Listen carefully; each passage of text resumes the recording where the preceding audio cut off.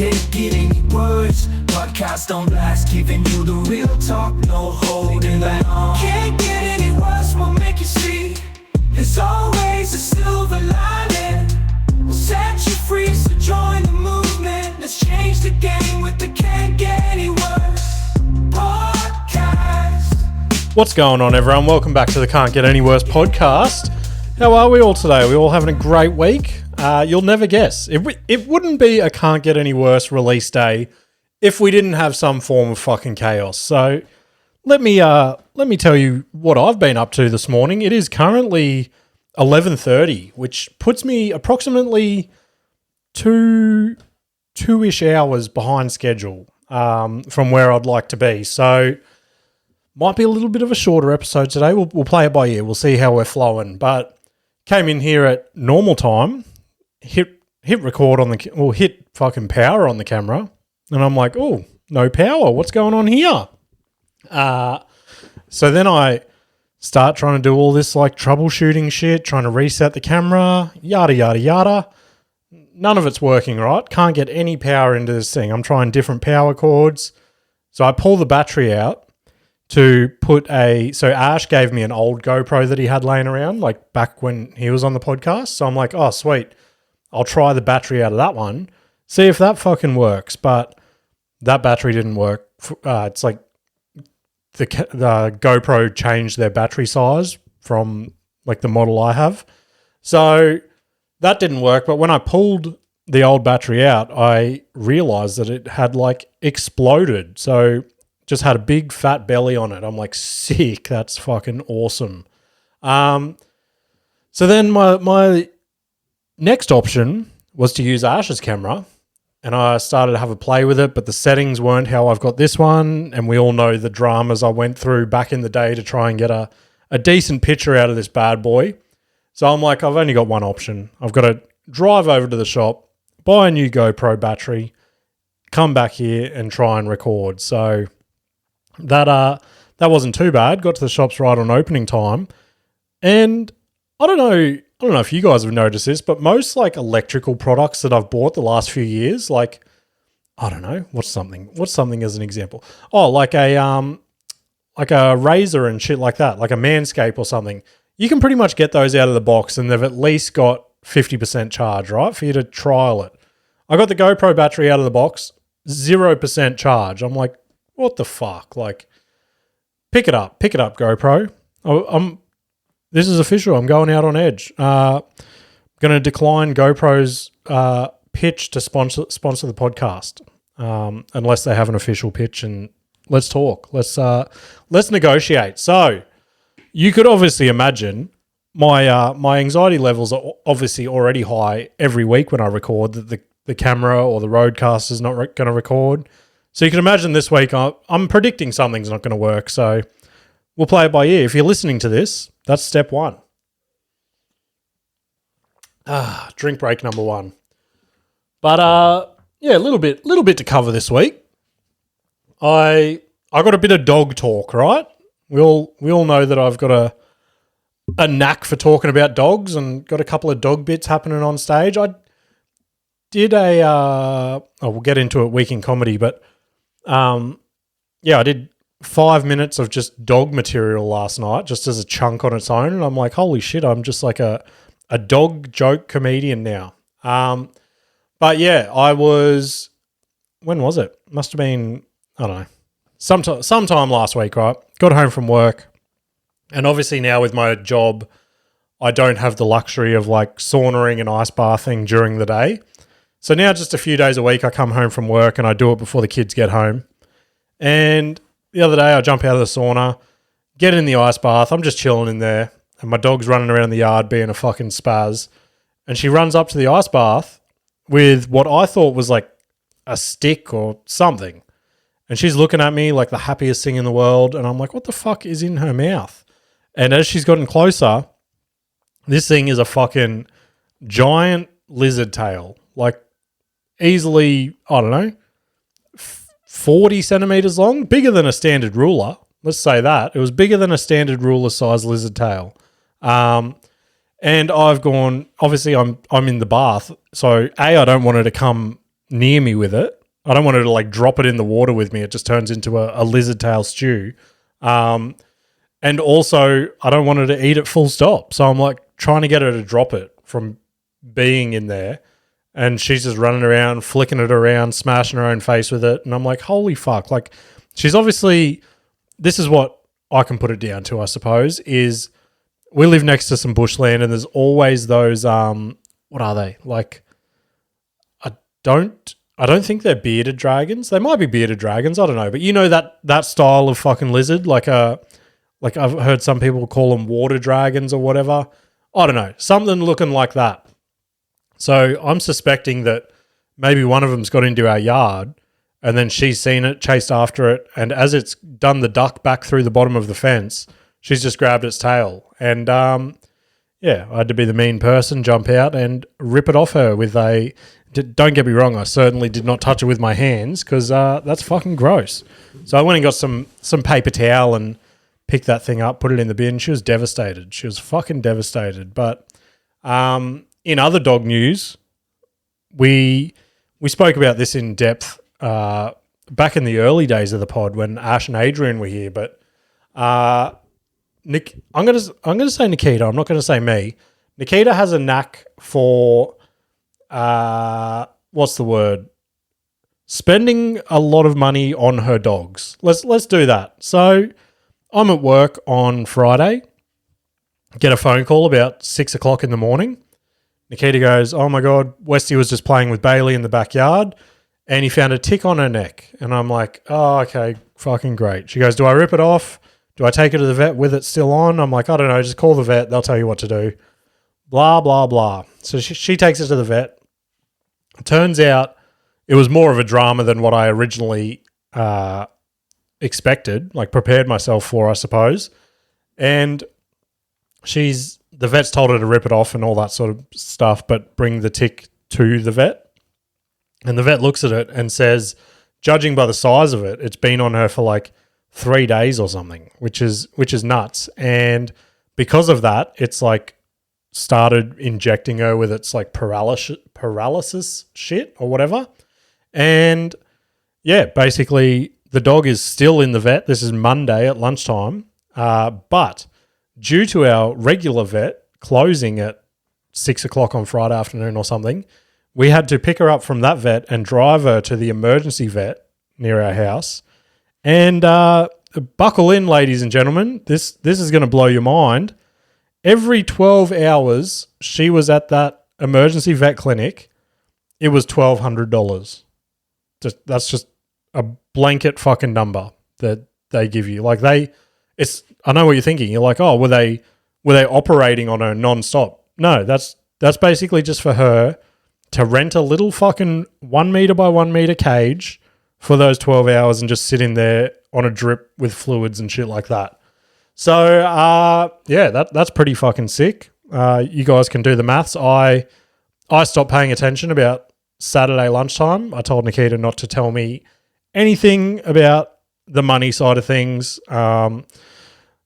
Yeah, I think we're pretty open with our last dog on here as to how much we blew on that thing. And just seems like we're going down that rabbit hole again. So that's fucking awesome. How good is that? How good is ticks? Yeah, more like cross, am I right?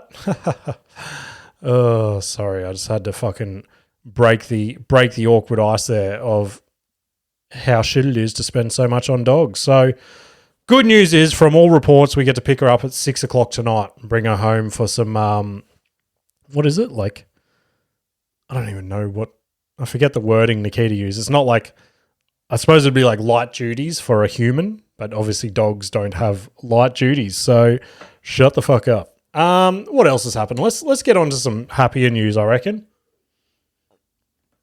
Oh, I just realized I'm still in my fucking gym clothes, so that's sick. That's how chaotic my morning's been. I couldn't even get dressed for the fucking podcast. But I had to go to a job the other day. So part of my new job is just driving out to building sites and shit like that and measuring up all the cabinetry ready for it to go in, if that makes sense. So I cruise out to this place out near Ipswich, and it's it's one of those estates that are like 70 to 80% complete, right? So on every street, there's probably still one house under construction, if that makes sense. The rest of it is all bustling and thriving community. Everyone's wheeling their bins out, waving to their neighbours and shit. So I cruise out there about lunchtime one day last week, and it's relatively quiet. It's a relatively quiet estate. Only saw a few people. Now, I've driven down my first street, and like I said, it's at the point where it's sometimes a little bit tricky to find the building site, if that makes sense. So normally you're just looking for the builder's sign out the front. So I've done the lap up, right? And I didn't see the builder's sign the first lap past, but as I've just driven past where the house is in reality, there's like a youngish girl, maybe early to mid-20s, right? And she's walking on the side of the road. She's just going for she's getting her daily steps in, right? She's just going for a casual walk, minding her own business, just trying to get a workout in for the day, right? Now, I cruised past in a seedy trader ute, and I don't know if she took notice of me or something. Obviously, she did as this story rolls on. But I've got to the end of the street, and I've gone, oh, fuck. I can't find the house. It must be back there. I must have driven past it. So I do a U-turn. And now, obviously, I'm looking for a house, right? So I'm driving relatively slow, just like looking. And, I start approaching her again. And she looks over her shoulder, sees me slowly driving down the road, just look like sussing shit out. And then I notice that she starts picking her pace up a little bit. And I'm like, oh my God, she thinks she thinks I'm going to abduct her or something. She thinks I'm some sort of creep that just cruises around empty estates during the day, just kidnapping women. So I've like driven past her again, but just as I've got past her, like literally less than, 30 meters, I see the builder's sign, and I've gone, of course, this is fucking where it is. So I've had to swing into the gutter and park there. And now obviously she's gone, oh my God, this is the moment I'm going to get abducted.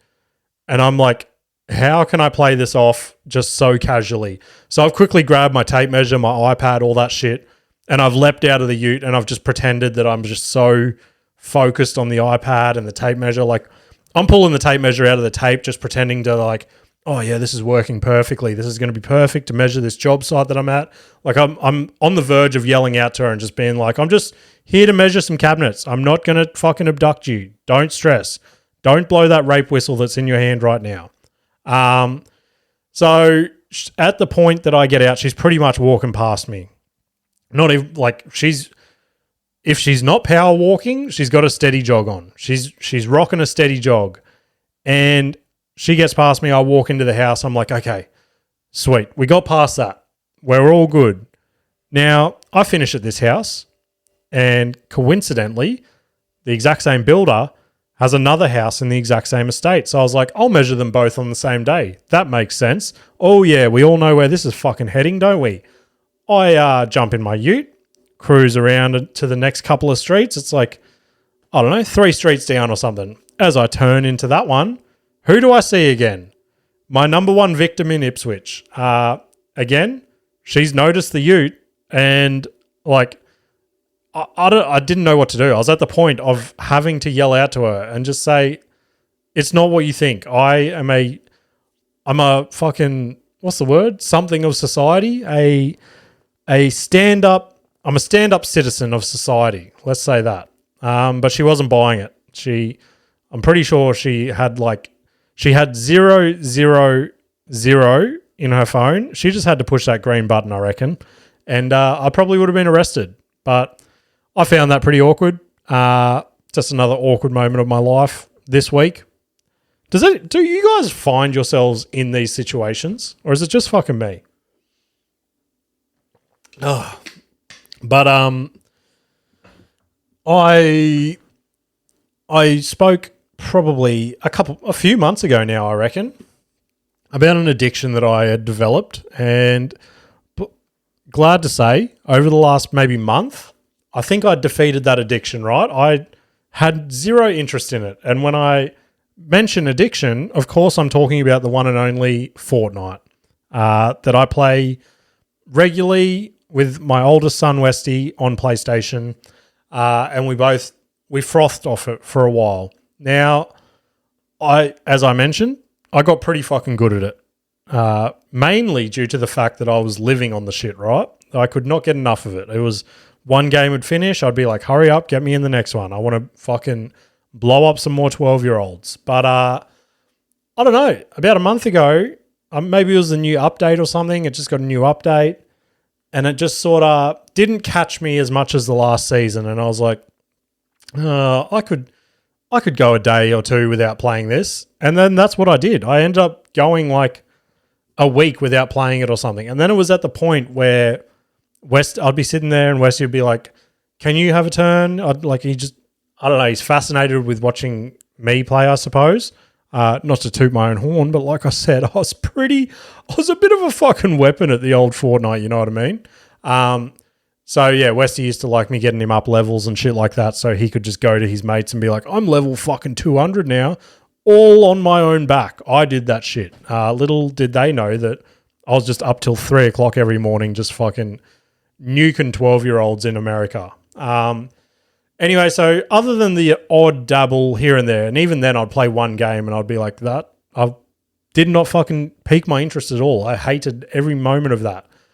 But last week, Westy was playing it and I'm sitting beside him. I'm just on my phone or something. He's in the lobby, right? And for those that don't play Fortnite, Fortnite is basically like the Battle Royale game, right? But underneath all that, there's probably like 1,000 different other mini games that you can play. And you can use all your skins and all that sort of shit for that as well. And I never really dabbled in that too much. Now, Westy's chilling in the lobby and I'm looking at the little mini games just in the line underneath, just bored. And I'm like, that's a new one. I haven't seen that before. What's that one? And Westy scrolls down, clicks on it. And I think it's called Horde Rush. And as soon as I saw the word Horde, it roped me into like 2009 James. Like if there was one thing, like I feel like Fortnite was analyzing my house in particular and they're like, fuck yeah, we're getting so many hours up on this 32-year-old from Brisbane.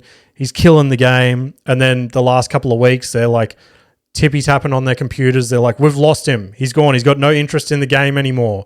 So then they've gone back into their archives and they've gone, oh, says here he used to fucking love playing Call of Duty Zombies back in the day, right? Oh, it also says he enjoyed playing Gears of War Hordes, where it's basically just wave after wave of enemies just coming and you just basically pretty much just pull your trigger nonstop and just mow these cunts down. And then the head office of Fortnite has gone, well, what if we just introduce a mini game?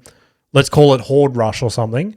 And now he can use his stupid little skins that he spent millions of dollars on. He could be Deadpool.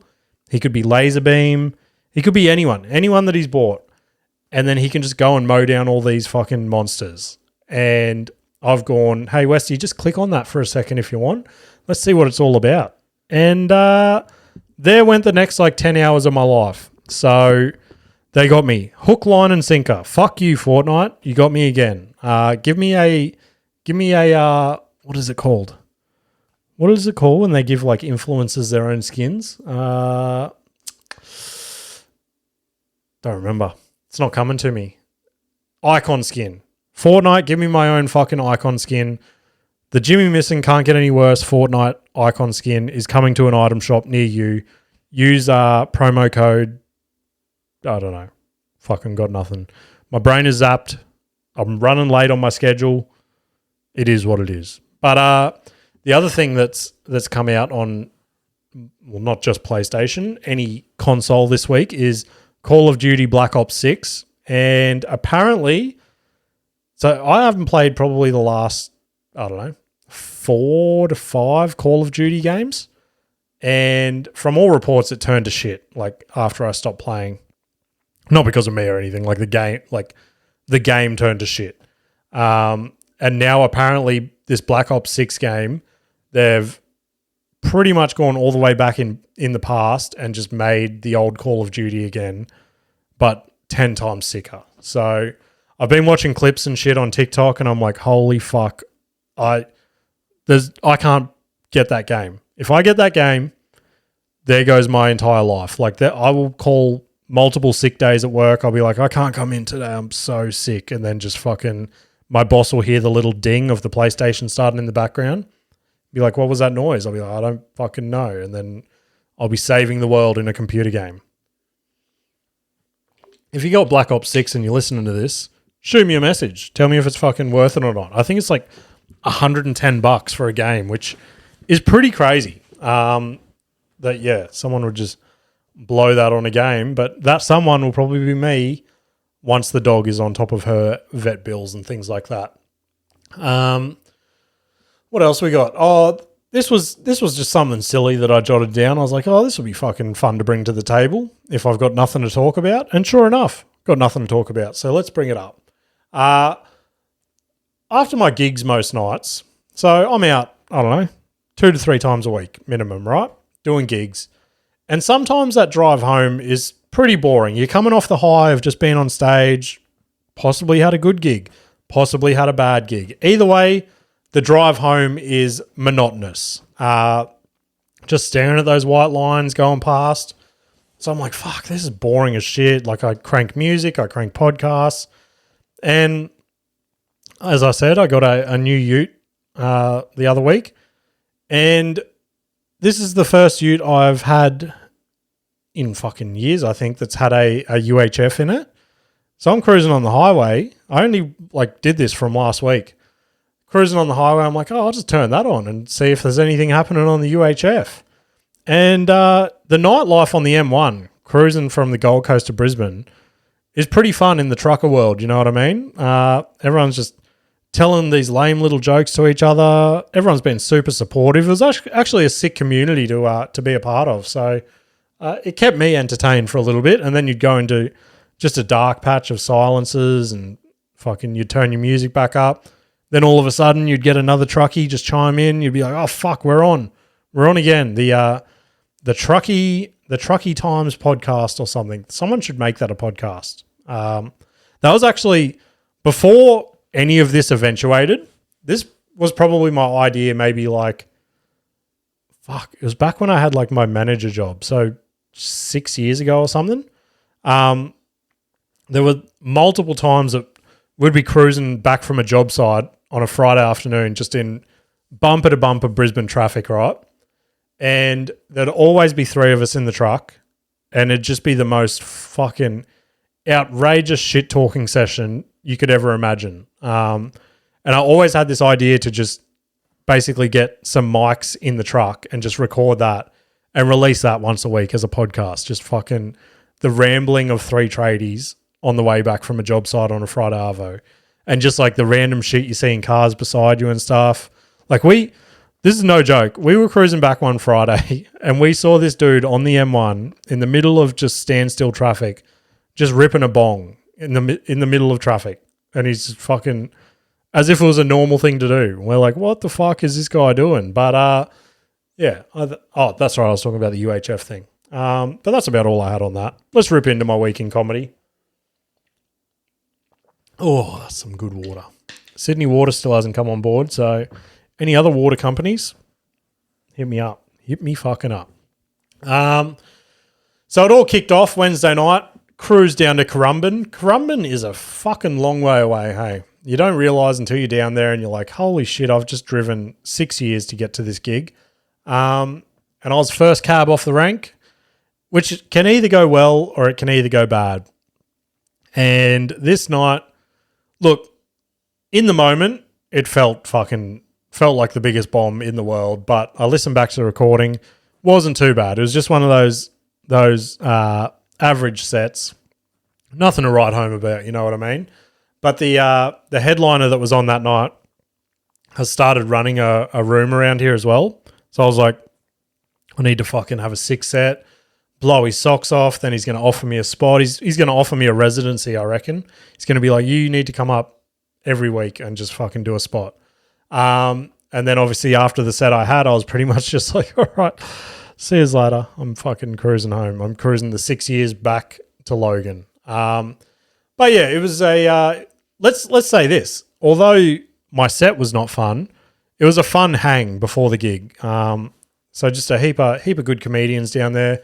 Ran into the Nelson twins down there as well, who we're teeing up a podcast with them eventually when the three of us don't have as much chaos going on in our lives. We're going to sit down and have a chat because I've ran into those boys a few times now and always have a good chat with them, and I think it'd make out for a good podcast. So if you don't know the Nelson twins, they're two twin brothers, and they're on Australia's Got Talent. I think they made it all the way through to like the finals or something. I don't know. I'll have to do a bit of research before I get them in. But yeah, they're funny as fuck. Just good Australian humour. It's just two brothers on stage basically ripping on each other, just roasting the whole time.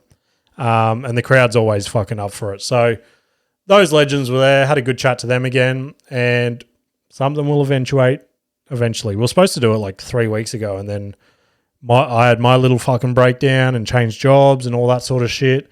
And they had something as well that obviously their business to talk about, but didn't work out. We're going to make it happen. Thursday night, I had the gig at a Prey Surf down at Burleigh, where I got the privilege of emceeing, and it was one of those nights where, I don't know, I rocked up and there was heaps of people there, maybe 30, 40 people. And this is one of those gigs that I've spoken about. It can be hit and miss. Like, it can be packed, or there can be 6 people there that fucking... And again, it's one of those gigs where sometimes the 6 people gigs are better than when it's packed out. And that was a prime example of this Thursday. So it was a bit of a rough one. I got up. I did my little opening bit. I was trying to talk to the crowd a little bit, but they just didn't want to fucking have a bar of it, right? So I'm like, all right, I'll just dip into my material. Basically just did like a 10-minute set of material. Then started bringing the acts on one by one. And yeah, I just fucking, everyone was getting off and they're like, fuck, I was getting nothing out of them. I'm like, yeah, I don't know what the go is. It's like they're not here for comedy. And I even, in the second bracket, I got up and like, I said to them, I'm like, look, no one's done anything tonight to make you guys laugh. So what do you guys want to fucking talk about? Like, someone throw a topic at me. I'm like, I've got stories for days. If someone says a word or a topic, guarantee I'll have a story for it. And everyone's just sitting there in fucking silence again. I'm like, all right, this is fucking sick. This is glad I drove an hour down for this shit. So yeah, there were a couple of moments that I sort of went back and forth with the crowd that worked okay. But yeah, all in all, it was a funny one. There were two people that got sort of added on the lineup that were just there. They're like, oh, can we have a crack at comedy? So yeah, it sort of started to drag out a bit. I don't think I left down there till like 10:30. Got home like 11:30. Then the alarm went off at like 3, and I'm like, yes, I get to fucking work all day now. So the perks of being a comedian. Then, so 2 gigs that were not the greatest, right? So then Friday comes around and I'm like, something has to happen here. So back down at Matic Brewing at Ashmore. So I was third on that one. So I pretty much had the primetime spot. What I've learned the last couple of months, if there's a spot you want, it is the last act before the break. That seems to be my primetime. Well, yeah, everyone's got their own spots they like, right? But for me, that's enough for the type of material that I do for people to be eased into comedy. The first couple of acts have probably said a couple of outrageous shit that has eased the crowd into the fucking dick jokes and stuff like that. So that seems to be my favourite spot at the moment, just going in before the break. The audience isn't tired yet. They're still up for it. So that's the spot I had. So I'm like, all right, everything is adding up. Everything's coming up, James. So first couple, how many? There was 2 or 3 before me. They got up and they had okay sets. They were struggling a little bit. Same deal as the night before. They're coming off. They're like, how did that sound from back here? Because up there it felt fucking awful. And I'm like, no, you did like it was funny shit that I've heard you all say before. Like it's I think it's just a crowd. So then I've prepared myself for my bomb and got up there, had a fucking pretty good set. Let's say 6 set. It was a 6 set. So that was a fun one. And I think it might have just been having that lucky spot. You know what I mean? Like if I was in one of those first couple that went up, guaranteed I would have bombed as well. But yeah, they just seemed to lap it up. So it was nice. It was nice to get a little win for the week. And then yeah, the big one last night, Sunday, Distillery Road Market. So had a large number RSVP again, but again, with the free shows, you never know if everyone's going to rock up. But I think we had about 90 to 100 people there, which again is fucking sick numbers. But in a space that big, it just still feels quite empty, if that makes sense. So yeah, it was I emceed that one as well. I feel like the gig I emceed on Thursday, I feel like I did a better job just with like flowing and shit like that. And I think it was just because A, I didn't have the pressure of running the gig, and B, in that room I just feel so much more comfortable now just because it's like basically a fuck around room. Whereas last night I just felt like a little bit of pressure and stuff like that. And I don't know, it felt in the time that I ate the biggest bag of dicks, but then came off and all the other comedians were like, no, you fucking did well. There was heaps of laughs, blah, blah, blah.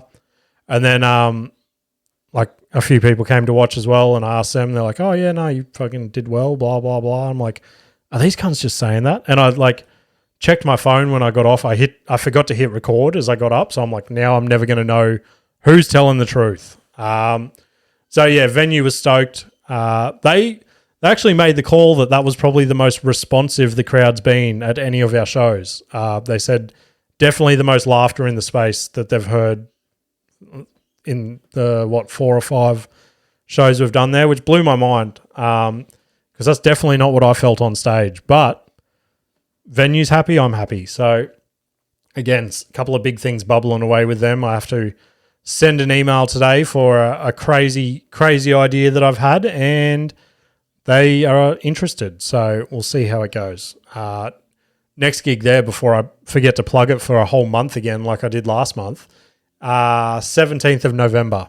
So another killer lineup coming for that one. I'm still to lock in the headliner, but the rest of the lineup's locked in. So I'm thinking as well, so I've been on 3 of the 4 lineups. Have we done 4 or 5 gigs there? I don't know. But I've been on 3 of them. And all 3 gigs I've just felt like stressed and all that sort of shit. So I think maybe for a while I might just run that as a gig. Like I won't get on the lineups and shit. Just a fresh lineup every month. And then maybe here and there if we need to fill 5 minutes or something, I'll just jump up then. But yeah, last month's where I was just sitting out the back with the comedians, just eating and drinking. That was so much more fun. Like no pressure. It was just, you guys get up, do your thing. I'll get the paycheck at the end. Everyone's fucking happy. So yeah, that's basically been my week in comedy. I think that's all I had to touch on with that. So let's rip in to what's going down this week. It'd be sacrilege if I didn't touch on this. I think that's the word. Possibly one of the biggest things to happen in podcasting happened a couple days ago. Mr. Donald Trump went on the Joe Rogan Experience, which it had been thrown around for months, whether it was or wasn't going to happen. And then it got leaked last week that, yep, everything was locked in. It was going to go down. So, yeah, Donald Trump made his debut on the Joe Rogan Experience. And look, it was a 3-hour conversation of pretty much what you thought it was going to be. It was Rogan throwing out the questions that he wanted answered, and then Trump would start the conversation, and it'd be going in that direction, and then he'd just take you on this 10-minute tangent on this random story. You'd be so lost in it, then he'd dip back into the question, give the most vague political answer you've ever heard, and then they're on to the next topic, and it's like, fuck. And Rogan even came out, so he did a fight companion yesterday for the UFC, And he even said that he's just a master manipulator of having a conversation. Like there's no way you can direct a conversation with him. He takes it wherever he wants to take it. And then you feel silly if you re-ask the question again, because Rogan did that at the start. He'd said for so long, he's like, if I ever get Trump on, I want to ask him what like that first couple of days is like when you become president. Like what secrets do you get made aware of? What documents do you get shown to you? All that sort of shit. And I think Rogan asked it like 3 separate times at the start of the podcast. And then that's when he realized, he's like, oh, okay, I'm not steering this conversation. This is going to be one of the only podcasts that I have no fucking control over, and Trump's basically interviewing me. So, look, it was, like I said, nothing blew my mind out of it. It was exactly what I thought it was going to be, but it was good to hear like a 3-hour long conversation from Trump, like just talking about normal shit and stuff like that. And hopefully Rogan revealed this as well on the Fight Companion. So he invited Trump and Kamala Harris, and everyone's like, oh, Kamala's declined him. She doesn't want to fucking be found out on the biggest platform in the world, blah, blah, blah. And Rogan basically said on the Fight Companion, he's like, that's not true.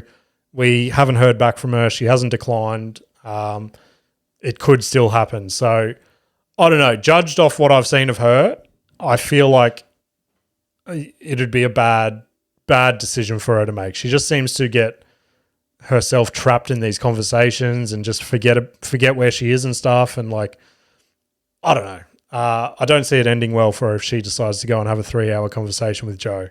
But hats off to him. He said, he's like, I'm not going to get her in there and try and pin her down and fucking make her look stupid. He's like, I just want to have a conversation. I don't even care if we don't talk about politics for 3 hours. He's like, I just want to know who you are as a person. So we'll see if that eventuates. But I don't know. I said to Adrian and Ash yesterday, we were talking about it and stuff. I'm like, do you think that that'll be the most downloaded podcast of all time? And I think in the first 24 hours, it had 30 million downloads, which is, it's fucking crazy. That's almost on our level. You know what I mean? Almost where the Can't Get Any Worse podcast is sitting. But yeah, the other thing that I wanted to touch on, I got a little video for it. So let me drag it across. Where are we? There we go. So this bloke, he's one of my favorites as well. I've spoken about him a few times on the podcast. Everyone in the world is obsessed with Tony Hinchcliffe at the moment, right? Comedians in the scene will know him from Kill Tony, his episodes on Rogan, things like that. And he basically got blown into the mainstream media with the Tom Brady roast, right? Now everyone loves the bloke. Everyone wants a piece of him. So he went on a podcast this week and he gave out these statistics which fucking blew my mind. So I'll hit play. He brought it up. A real fun fact is the roast of Tom Brady was the most watched program in Netflix's entire history. Holy ever. Watched over 1.5 billion minutes. Jesus Christ.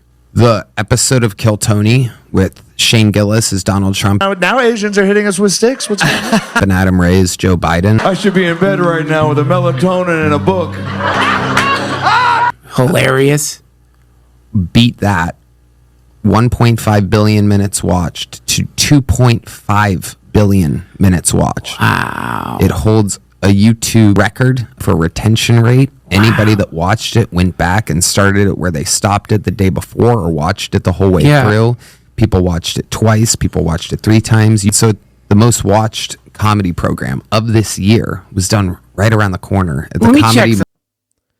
But that's pretty fucking insane to be throwing those numbers out. And it's obvious why everyone wants a piece of him if he's pulling those sorts of numbers. Obviously, it's not just solely him, but, I mean, he had one of the best sets on the Tom Brady roast. It was one of the ones that everyone was talking about. And Kill Tony is just it's a staple for comedians. All the comedians in the scene that I find funny and I talk to and stuff, they all listen to Kill Tony every week. It's sort of, it's one of those things that like we hold in like, what's the like it's untouchable. You know what I mean? Like we just see it as such a pinnacle of where to get. Like just to have the balls to go up there and do a minute is nuts, and then just be roasted by some of the best comedians in the world. So yeah, I thought that was a cool little video. Hopefully you guys did as well. But let's rip into some UFC chat, hey? Now, silly me over here, didn't realize it was UFC 309 last week. Otherwise, I would have given my predictions. I think we all knew who I was going to pick anyway, and we'll rip into it now. We'll do a little bit of a recap.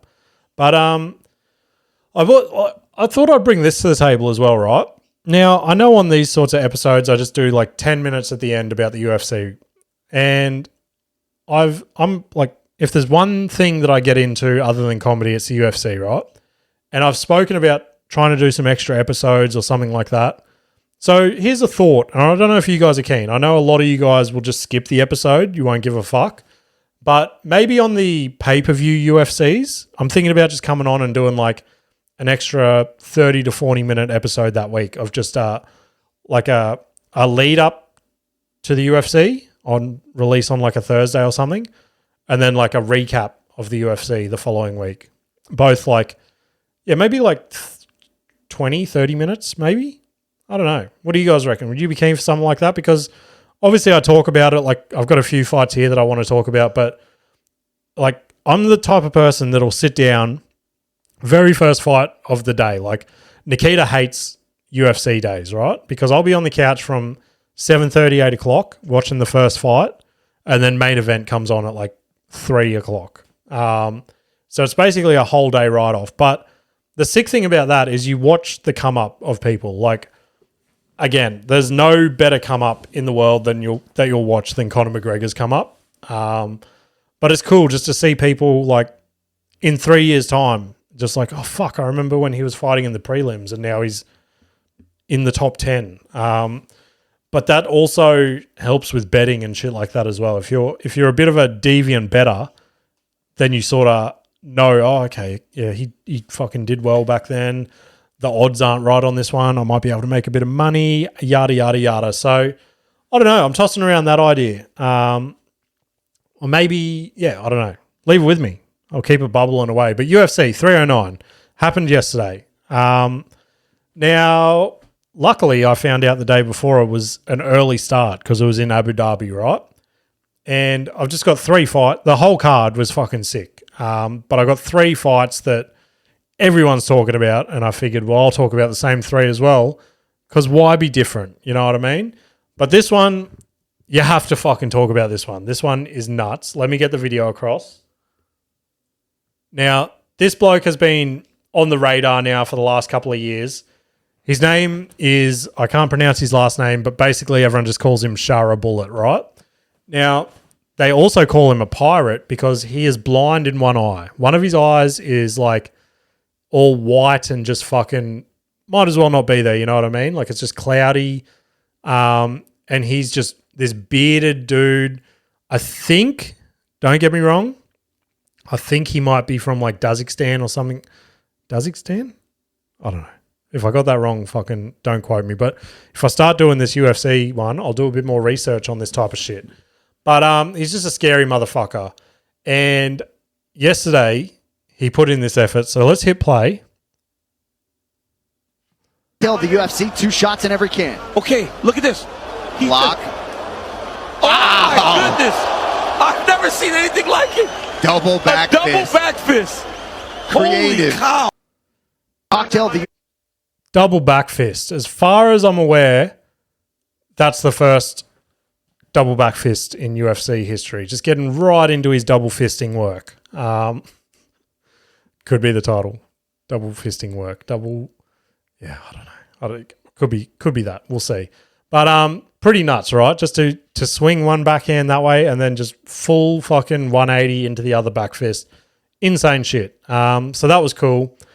Let's get into the sad ones, hey? Everyone knows. Everyone has been depressed the last 24 hours about it. Whittaker versus Hamzat in the co-main. This was the one.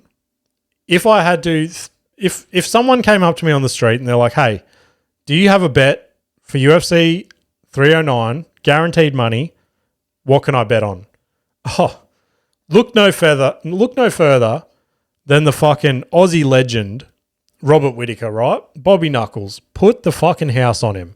He is, no one can beat him unless your name is Israel Adesanya. Or fucking DDP, but we won't talk about that. Put the fucking house on him. There's no way that Hamzat, who, yes, he's a scary motherfucker, but he fights once a year because he can't leave his own country due to legal reasons. Put everything on Bobby Knuckles. Then you put UFC 309 on, and then you watch Robert Whittaker tap in the first round due to a broken jaw from this animal, from this crazy Hamzat animal. It'll make you second guess things, you know what I mean? And if you did watch the fight, easily quickest tap I've ever seen, right? He had it locked in for 2 to 3 seconds. Bobby Knuckles was tapping out. And even the commentary team's like, that was a quick fucking tap. Like, what happened? Everyone's trying to work it out. UFC 309 finishes. There gets a photo released of inside Robert Whittaker's mouth. Hamzat basically broke his jaw and also broke his fucking teeth. Like, basically bent his teeth down on a 90-degree angle. So obviously that pain would be excruciating. I don't remember how many teeth off the top of my head. I think it was like 4 teeth just fucking snapped with a broken jaw. Like, fuck that shit. Fuck that if you want to make this your living. Like, imagine that's your job, to just go in there and get your fucking teeth snapped out. Insane shit. But I'm like, okay, can't get any sadder today. Can't get any worse from here, can it, guys? And then the main event rolls in.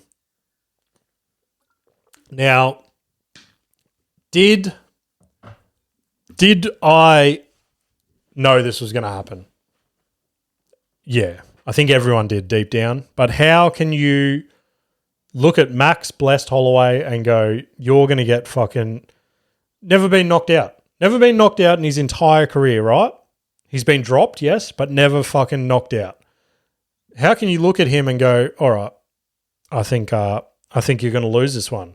You're bigger than Ilya, who he versed, Ilya Topuria, who is a fucking, I don't know, he's undeniable at this point. He's an animal.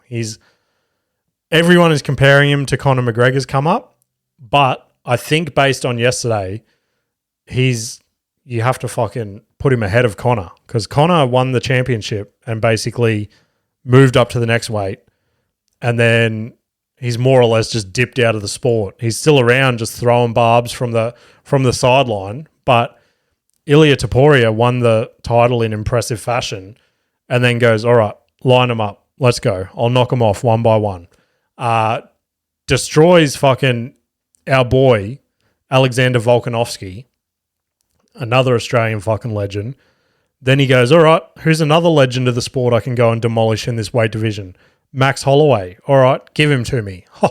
Listen to this cocky cunt. He reckons he can just go and destroy all these legends. Boom, goes in there. 3rd round knockout. First time Max Holloway's ever been knocked out. You're joking me. But I don't know. I think I'm on the train now. I think he is going to have a long, if not the longest, title reign in the featherweight division we've ever seen. I don't see anyone beating him anytime soon. Like, his next 2 contenders were going to be a rematch with Volkanovski, which it looks like that's what's going to happen for the main event of UFC Sydney that we spoke about last week, which I don't know. This is the thing. Do I want my first UFC event to be UFC Sydney, watching Volkanovski, one of my favorite fighters of all time, getting fucking destroyed again by this Spanish weapon? I don't know. I don't know if my heart can handle that in real life. So we'll see if that does eventuate. The other option for him is Diego Lopez, who got an impressive win on the last main event, which I don't know. I personally would prefer to see that. Just 2 young lions going at it. But again, The story's there for Volk. UFC Sydney's lined up. It all just seems to be happening that way. Prediction there. Volk fucking loses again, unfortunately, in Sydney. Hangs up the gloves in his fucking hometown. Let's hope it doesn't happen. Trust me, I don't feel good about saying that. I don't want to say that. But it looks like that's what's going to happen. But that's my UFC 309. Now, if you don't... incredible card. Crazy card. You don't get much better than that, right? So what other topic in the UFC could you talk about this week? Oh, I don't know. Maybe the coolest fucking thing that's happened in the last 12 months in the entire fucking UFC world. Who would have picked this? Everyone get your UFC bingo cards out for the year, right? We can tick them off. Did anyone have Brendan Schaub versus Nate Diaz on their bingo cards? Because I didn't. I know they had beef back in the day, back when Conor McGregor went into boxing. They had a bit of a run-in backstage for that. Nothing really eventuated. It was just a whole lot of fucking yipping and yapping to each other, right? Now, bit of a backstory for you guys. Brendan Schaub, he's up on my wall. He's one of the fucking Fighter and the Kid. Here's a fun fact. Fighter and the Kid is probably the podcast that got me into podcasting. That's the first one that I remember listening to an episode and going, holy fuck, what is this new platform where you can just listen to these people talk shit while I'm working? And it was the first one that I went, okay, when's that out? When's that coming out next week? And I just became like part of my weekly cycle. And then I fucking grew from there, basically. I think I might have been listening to them before Rogan, if I had to go back in the history books. But anyway, so Schaub will forever be one of my favorites of all time. Here's another fun fact. I've actually, and again, I don't know if, I think he might not run his social media anymore, but I shot a message maybe 6 months ago to his Instagram page, got a fucking reply from the legend. I'm like, what the fuck is going on? But again, it was probably just some kid he pays to sit there and text people on his phone all day. Now, Schaub came out last week, emotional as fuck on his podcast, right? About his longtime training partner, Shane Carwin, who, again, is one of the UFC greats, right? One of the best heavyweights to ever put the gloves on. Now, this is a part of the UFC that it's the reality of the game, right? Brain damage, CTE, all that sort of stuff it's huge. All our favorite fighters, if they don't have it yet, it's probably coming for them. Now, Shane Carwin is at the point where he can't hold down a steady job. He can't get a job anymore because he's that brain damaged. He daily has suicidal thoughts. Just everything wrong. So Schaub's come out and Shane Carwin's basically bankrupt. He's got no money for treatment. He's got no money for his kids, for his wife, all that sort of shit. So Schaub's like, well, what do we need like some sort of insurance for the fighters, blah, blah, blah. And then starts to tear up on the podcast, cries quite heavily. Obviously because he's talking about one of his best friends. He talks about how he never would have had a UFC career because Shane Carwin paid for all his training and shit like that just so he could go to a gym and train and get himself into like the top 10 heavyweights in the UFC in the world, right? Everyone forgets that about Schaub. They think he's just this funny podcasting comedian, just running around telling dick jokes all day in his Ferraris and stuff like that. They forget that at one point in the world, he was a top 10 heavyweight UFC fighter.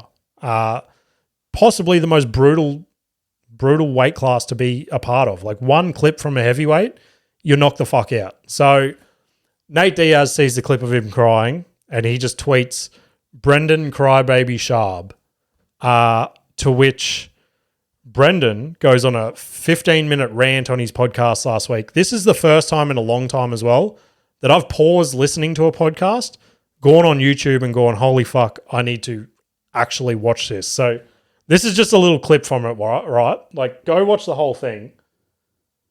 But he gets fired the fuck up. And we have not seen Schaub like this since he was a UFC fighter, right? So this is on the Schaub show last week. What are you going to do, Nate? What are you going to do? Volume punch me, motherfucker? That's what you're going to do?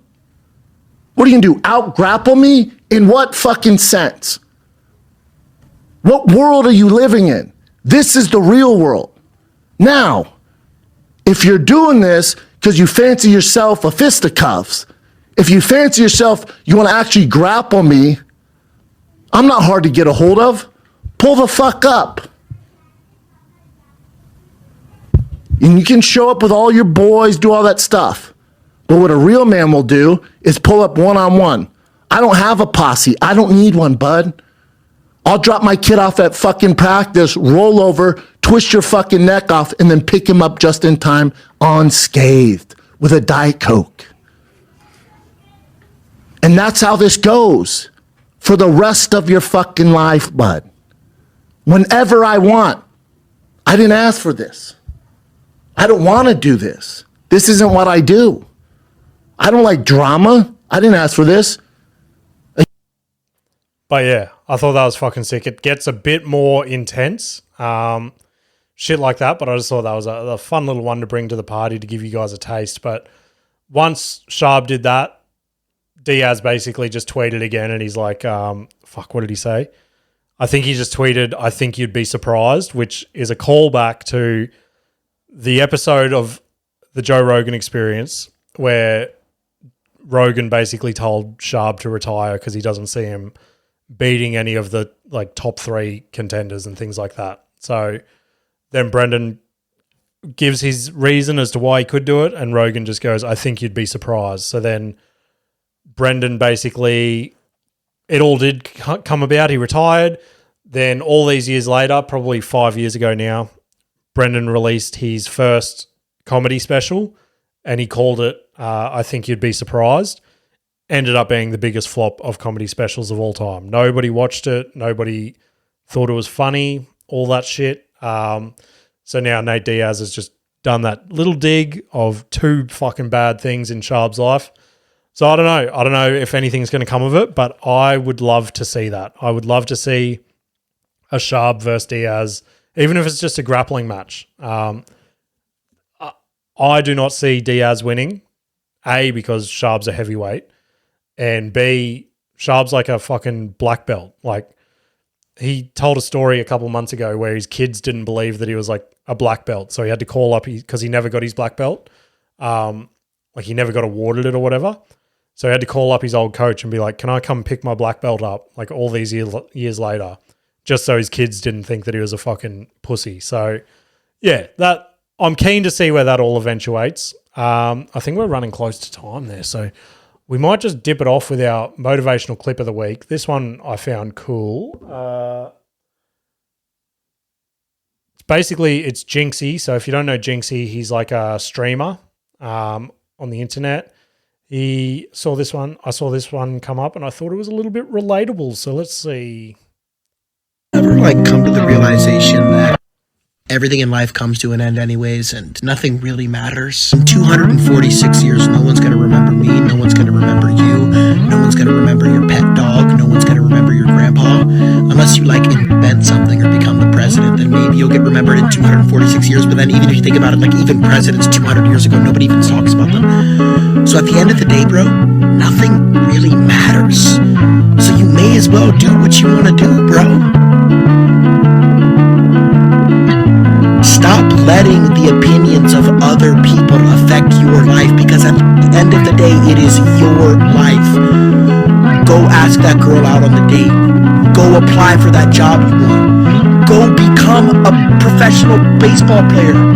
Go become a school teacher. Just do what you want to do, because at the end of the day, it's your life.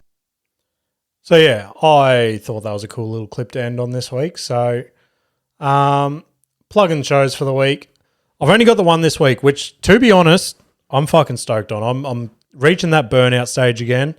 Keen just to have a few nights at home, keep it easy, do a bit of writing, get some new jokes happening and things like that. But if you do want to catch me, the only place you'll see me this week is Saturday the 2nd at Caloundra I think it's called like Bazaar Bar or something. So it's the first gig they're doing there. It's I don't know what to expect. It's a bit of a mix between like music and comedy apparently. So we'll see how it all plays out. Either way, it'll be fucking fun. Gigs on the sunny coast are always fun. The other thing I wanted to mention is this last week, downloads are fucking back on the rise again. So for those that have been sharing it, thank you very much. Keep sharing the fuck out of it. If you just want to like, this would be like, I'd be stoked on this type of shit. But if you want to tag this episode on your stories or something, like tag us in it. And we'll reshare it, things like that. And I don't know, here's a little fucking promise to you guys. If you share the podcast this week on your stories and tag us in it, I'll send you a personalized voice message via Instagram, just saying thank you. And maybe, I don't know, who knows what I'll say. It'll be a surprise. Let's do that. But yeah, share the podcast around. Appreciate everyone that has been doing it. If you want to get in touch with the podcast, send me an email at cantgetanyworsepod@gmail.com or send me a DM on Instagram and let's fucking have a chat. But if I don't talk to you before next week's episode, I will see you later. Can't get any worse, we'll make you see. It's all